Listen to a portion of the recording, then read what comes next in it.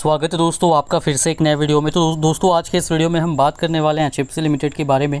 HFCL का जो share है इसकी अगर हम बात करेंगे तो आज की डेट में स्टॉक जो है वो लगभग फ्लैट ही नज़र आ रहा है। कोई यहाँ पर बड़ी तेज़ी भी स्टॉक में होती हुई नज़र नहीं आई और ना ही यहाँ पर कोई बड़ी गिरावट हुई है। स्टॉक ने यहाँ पर पॉजिटिव क्लोजिंग ही दी है, लेकिन कल की जो क्लोजिंग थी उसके आसपास ही यहाँ पर जो है स्टॉक ने आज की डेट में भी क्लोजिंग दी है।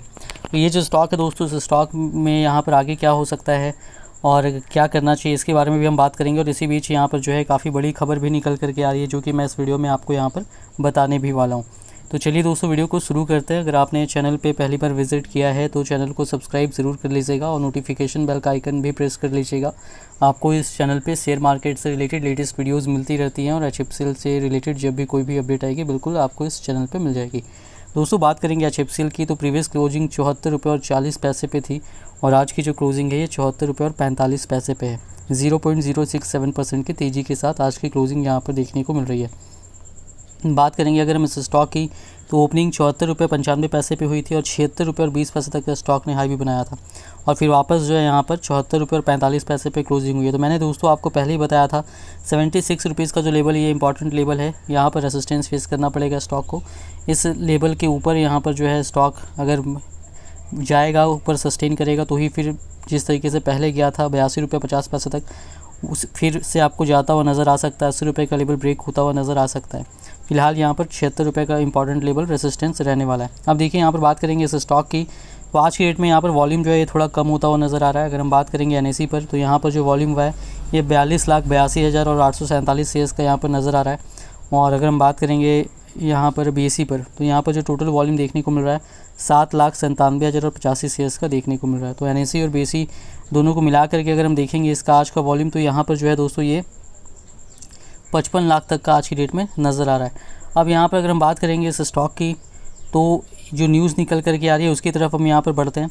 ये न्यूज़ जो दोस्तों निकल करके आ रही है ये इकोनॉमिक्स टाइम्स पे निकल करके आई है। यहाँ पर देखिए, Indian telecom players to follow China's 5G call route CLSA ने यहाँ पर कहा है कि इंडियन टेलीकॉम प्लेयर्स जो हैं वो यहाँ पर जो हैं चाइना में जिस तरीके से जब 5G आया था तो वहाँ पर जिस रूट का इस्तेमाल किया गया था वही यहाँ पर जो है फॉलो करने वाले हैं। आगे यहाँ पर और भी चीज़ें बताई गई है। यहाँ पर बताया गया है Indian mobile phone service providers will follow China's 5G and industrial internet line, said CLSA limited in a research report. यहाँ पर ये एक रिसर्च रिपोर्ट आई है CLSA की ओर से, जिसमें कहा गया है कि Indian mobile phone service providers जो हैं वो चाइना का जो यहाँ पर जो जिस तरीके से उसने किया था अपना इंडस्ट्रियल लाइन 5G को लेकर के, उसी को यहाँ पर फॉलो करेंगे। According to the report, Reliance Jio and Bharti Airtel will consolidate their market further and deliver 22 to 23% EBITDA CAGR by financial year 2025 से।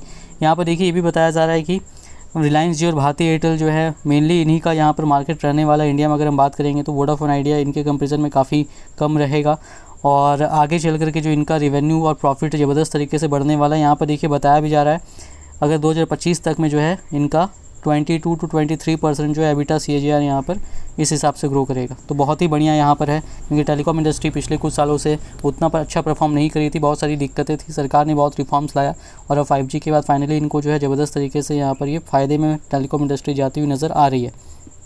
China and India have the world's 2 largest mobile bases with a combined 2.78 billion subscribers. अगर हम बात करेंगे combinedly, तो India और China दुनिया के सबसे बड़े मोबाइल बेसेस हैं, सबसे ज़्यादा मोबाइल यूजर्स यहीं पर है। दोनों का मिलाकर कंबाइंड बात करेंगे तो 2.78 बिलियन सब्सक्राइबर्स जो है यहाँ पर आते हैं।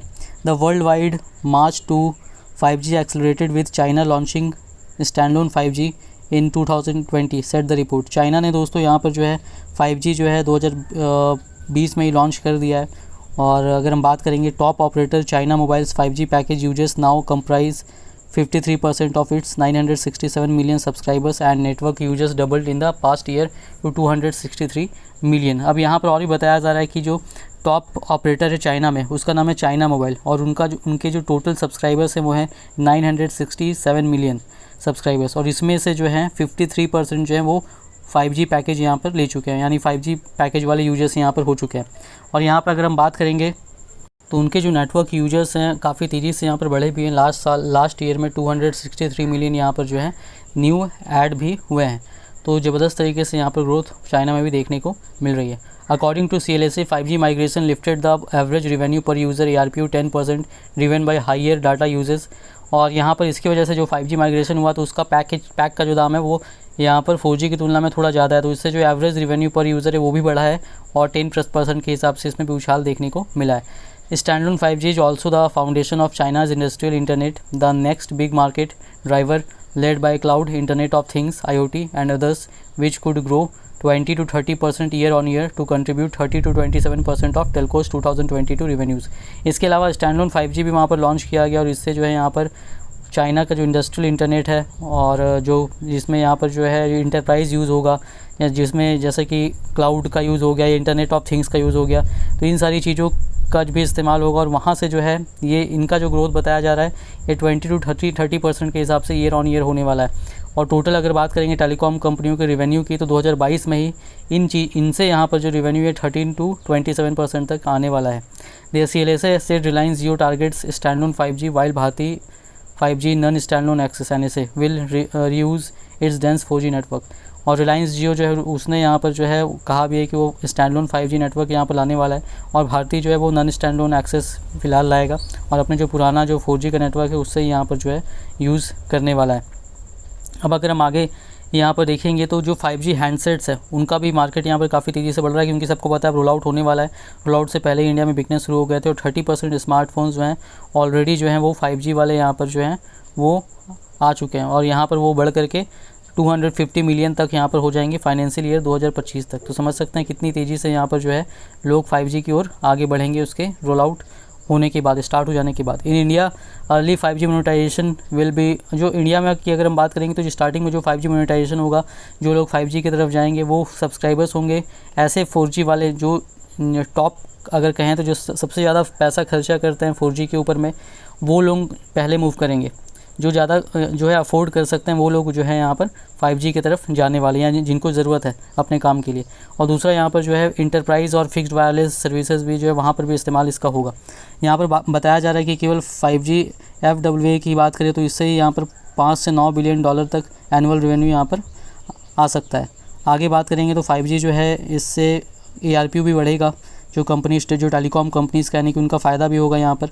और मार्केट शेयर में रिलायंस जियो और भारती एयरटेल ही यहाँ पर जो है इंडिया में की अगर बात करें तो उनका ही ज़्यादा मार्केट शेयर यहाँ पर रहने वाला है। और इससे क्या होगा, स्मार्टफोन का जो एक्सपेंशन है जो उनका मार्केट ही बढ़ेगा और इंडिया में जो है ये 36 बिलियन डॉलर तक का मार्केट हो जाएगा फाइनेंशियल ईयर 2025 तक। स्मार्टफोन मार्केट की यहाँ पर बात की जा रही है।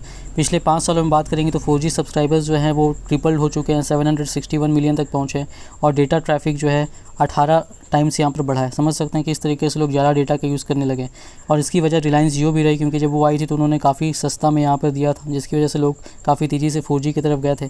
अब यहाँ पर फिलहाल ये बताया जा रहा है कि जो सेक्टर रहेगा टेलीकॉम सेक्टर, जब यहाँ पर आएगा 5G आने के बाद, रिलायंस जियो और यहाँ पर जो है भारती एयरटेल जो है यही यहाँ पर फ़िलहाल की बात करें तो 76% जो है इन दोनों के ही यहाँ पर सब्सक्राइबर्स हैं।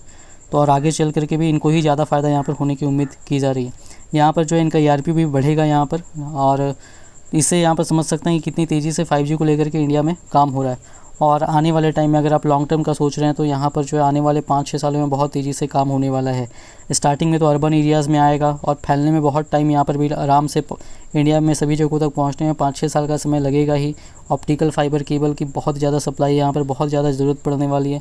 ऑलरेडी डिमांड में चल रहा है, इतना है कि अभी भी फुलफ़िल नहीं हो पा रहा है। और भी बहुत सारी चीज़ें हैं। पीएलआई स्कीम के तहत कंपनी को अप्रूवल भी मिला हुआ है।